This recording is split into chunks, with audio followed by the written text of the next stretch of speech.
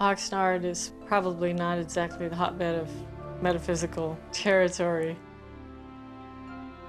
I don't know if I lived someplace bigger if it would make any difference. I think just living in Southern California makes it okay. It would be tough if I lived in South Carolina or someplace like that. You ready to go? You ready to go for a walk, Jezebel? I remember some of my first psychic experiences now looking back, but at the time, I kind of saw everything as normal. I didn't really see anything that I was doing as out of the ordinary. I grew up in Ventura, California, and had a fairly normal childhood. Leave it to Beaver kind of thing. My parents were traditional. I was taught not to question things because that was showing a lack of faith. So if I had questions about things they were telling me in church, I got a lot of trouble for asking questions if it didn't make sense to me. My parents' attitude toward the paranormal was, even if you read your horoscope in the newspaper for fun, that was dangerous and that was considered a sin, and don't ever do it seriously or you're gonna go to hell. I knew stuff about people. I kind of understood their motives and what was going on behind their words. They don't argue that I have some ability and I can know things that there's no explanation for. But for a long time they were worried that it was coming from maybe an evil source. So I kind of kept my opinion to myself. I started making a split from the church when I was old enough to refuse to go. And it was tough on my parents. You know, that kind of put a little bit of barriers up between us. I pretty much dated and worked and held a single life until when I met Steve. We got married in '88. My abilities, I think, really started showing up when the kids were born. I think I've started feeling a lot of connection with the kids, almost telepathically. I'd hear the phone ring, and I'd walk over there to pick it up, and then it would really ring. And I'd go, whoa. That's when the dreams started. I started having the dreams that I realized were coming true. When I dreamed about the plane going down in New York. Why did I have this foreknowledge? I mean, that's a horrible thing to know, that this is going to happen and there's nothing you can do. One night I had a dream about a little girl drowning. The next day I saw in the headlines about this little girl by this name who had drowned. As these things started happening, you know, you can't dismiss it anymore. You're going, something is going on here. So I went and talked to a friend of mine who had been studying metaphysics for 20 years. She felt that by hypnotizing me, we could get information and it wouldn't be so traumatic for me. And that coincided with the very first case I worked on. One night I had this dream that I was in the back seat of this blue-green Altima. We were driving down this curvy road. I knew the people in front, and the person in front was my husband, and this woman in front of me was his girlfriend. However, it wasn't really my husband. I mean, it wasn't Steve. So I knew that in the dream I was somebody else. I was experiencing what somebody else experienced. And I was arguing with this woman.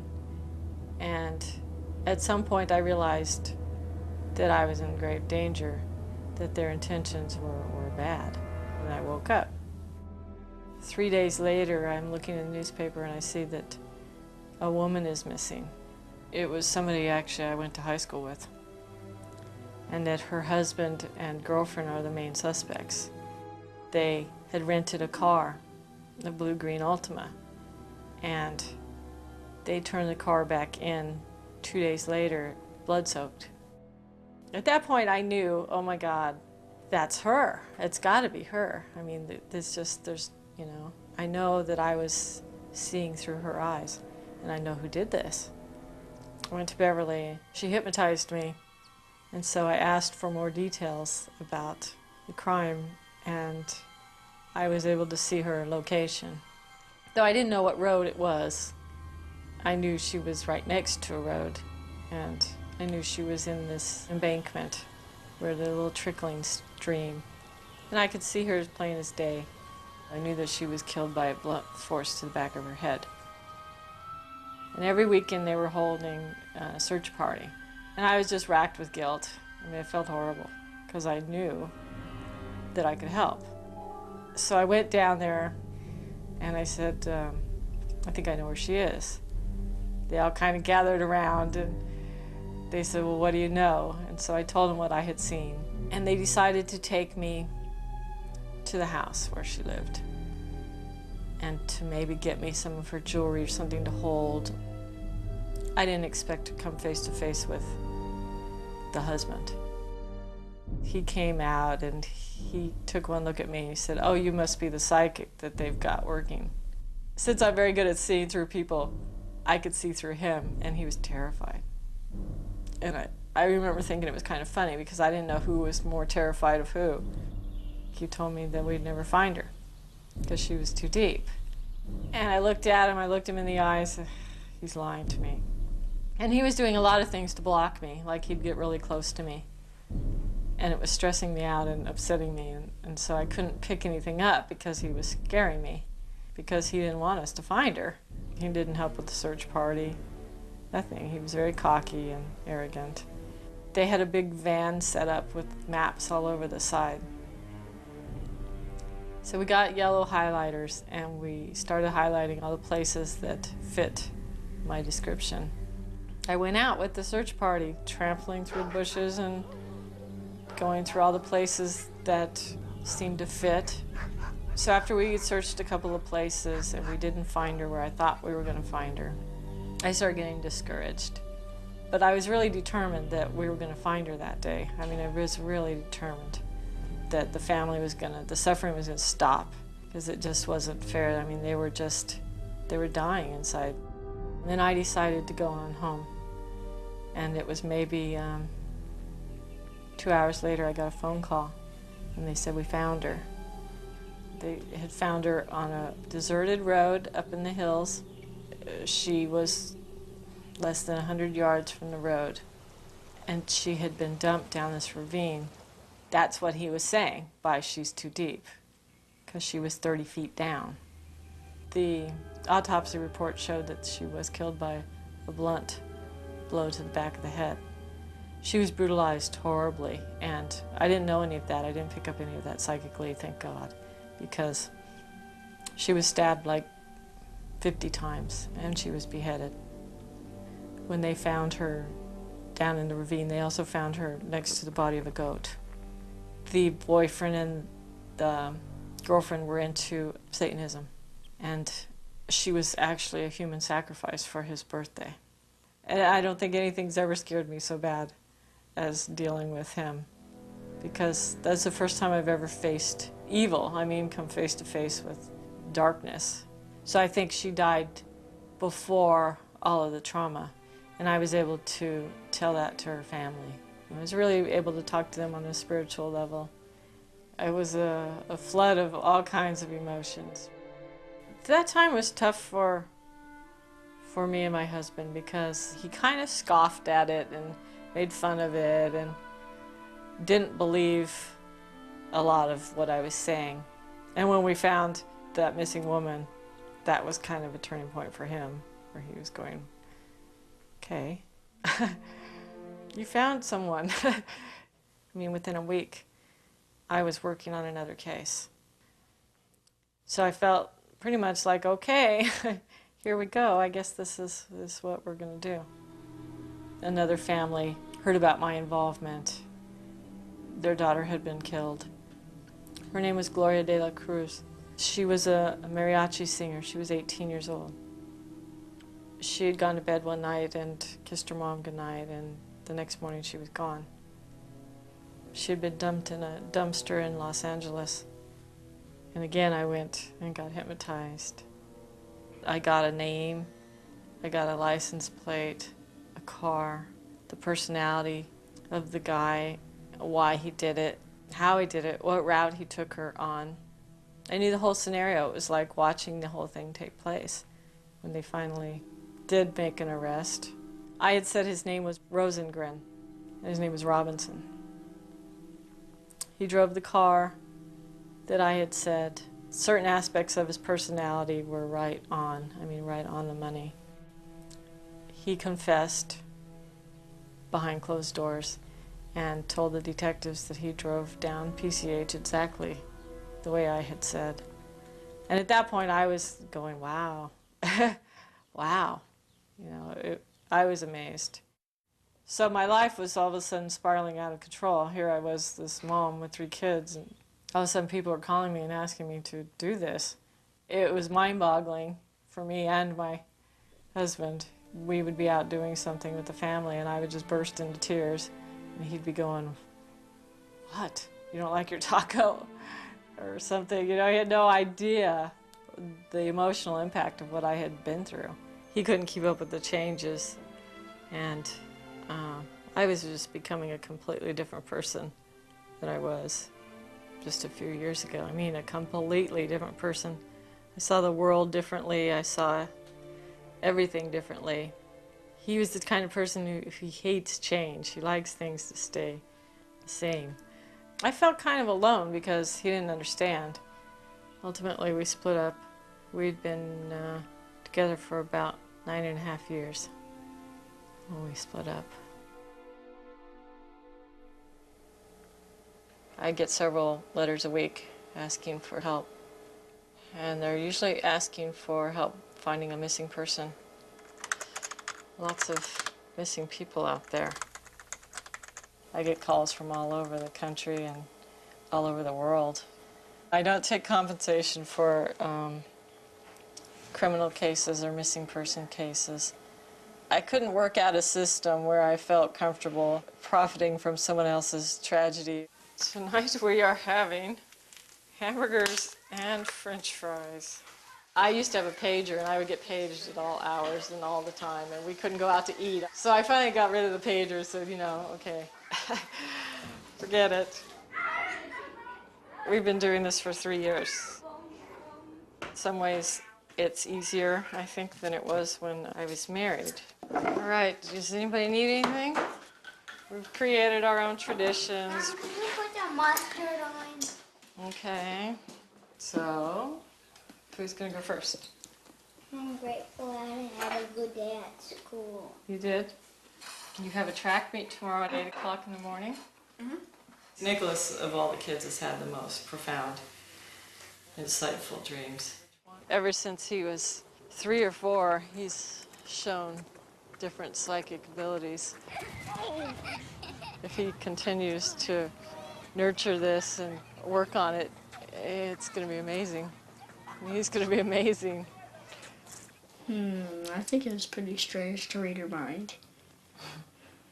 What did you think when I told you that you kept reading my mind, that I was thinking stuff? I You thought would it say was it. cool. I know it was weird one time. A bus came by with black windows and there was a Esplanade sign. When it drives by with the windows like that, I can still see the sign, bright. I'm like, can I see through things or what? Kind of. That's what it's kind of telling you, yeah. I don't know if it's a gift or a curse.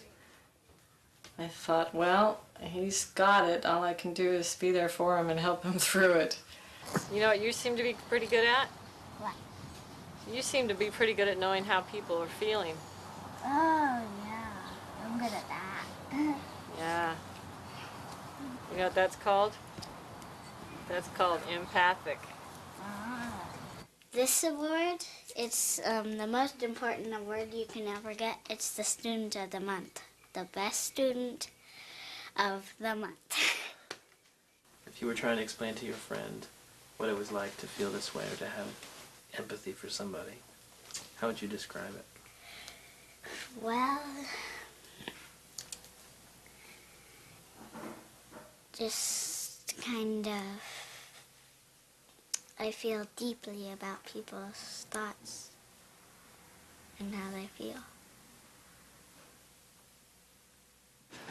These are Pokemon. He doesn't really talk much about the psychic aspect, so I don't think he's that aware, really, as much as his brother. Do you know what a psychic is? A person that knows a lot of stuff. Like, saves kids. Saves kids. What do I do? What kind of job do I do? We try to help kids before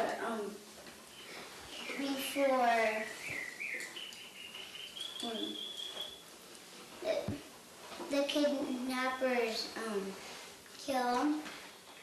Over the course of maybe 6 months to a year, I developed this program called Smart Hearts, because I had learned so much about how kids were kidnapped and how kidnappers worked, and there were a lot of similarities. I felt it was important that they learned, if somebody made them feel scared, that they learned to honor those feelings instead of shutting them down. You know, it could actually be a life-saving skill. And I'll be starting my next school Monday. They had 2 incidents just this week of men pulling up and saying things to little girls who are walking to school. I keep the psychic part under wraps because you have to be very careful not to upset the religious right. There's still this part of society who will hang you. There's still laws throughout the state that it's illegal to give readings, and you can still get thrown in jail. I kind of need to keep it a secret. And why? I think it's kind of annoying that people ask me to read their mind, and I think it'd be nice to keep it a secret. Plus, they might get jealous. So that's up to you, huh? Who you decide to tell and who you don't tell? Yeah. Is that kind of hard to decide sometimes? Yeah. Everybody's got this latent ability. Most of us spend a great deal of our lives making sure it stays closed off, like my parents. We receive stuff, but we do everything we can to ignore it or deny it or dismiss it. For me, I never know what's around the corner because it's never what I think. My life takes drastic turns all the time. I've probably worked on 50 plus cases. Readings kind of come and go. You know, I'll get swamped with requests and then I'll go through a lull. Stephanie beats me at this game all the time.